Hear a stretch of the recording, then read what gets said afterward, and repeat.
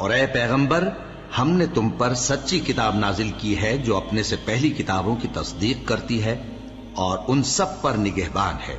تو جو حکم اللہ نے نازل فرمایا ہے اس کے مطابق ان کے درمیان فیصلہ کرنا، اور حق جو تمہارے پاس آ چکا ہے اس کو چھوڑ کر ان کی خواہشوں کی پیروی نہ کرنا۔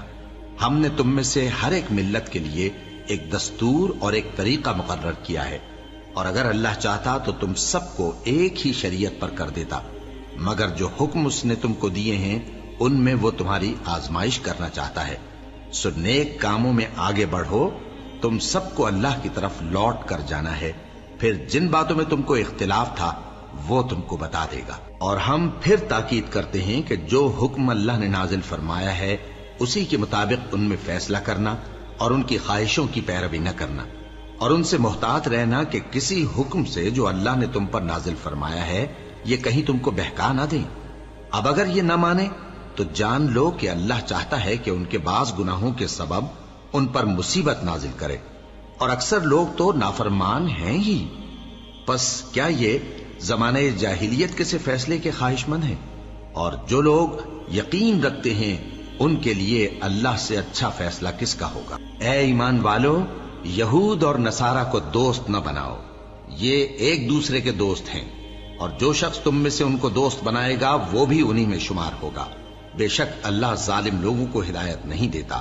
تو جن لوگوں کے دلوں میں نفاق کا مرض ہے تم ان کو دیکھو گے کہ وہ ان میں دوڑ دوڑ کے ملے جاتے ہیں، کہتے ہیں کہ ہمیں خوف ہے کہ کہیں ہم پر زمانے کی گردش نہ آ جائے۔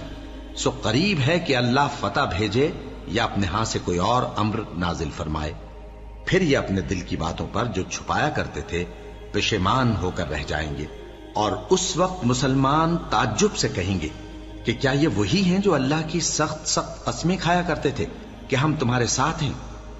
ان کے عمل اکارت گئے سو وہ خسارے میں پڑ گئے۔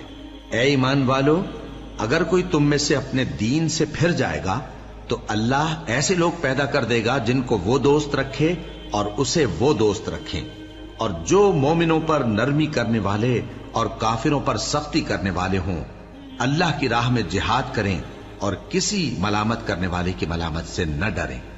یہ اللہ کا فضل ہے، وہ جسے چاہتا ہے دیتا ہے، اور اللہ بڑی کشائش والا ہے، سب کچھ جاننے والا ہے۔ مسلمانوں، تمہارے دوست تو اللہ اور اس کے پیغمبر اور وہ مومن ہی ہیں جو نماز پڑھتے اور زکوٰۃ دیتے اور اللہ کے آگے جھکتے ہیں۔ اور جو شخص اللہ اور اس کے پیغمبر اور مومنوں سے دوستی کرے گا تو وہ اللہ کی جماعت میں سے ہوگا، اور اللہ کی جماعت ہی غلبہ پانے والی ہے۔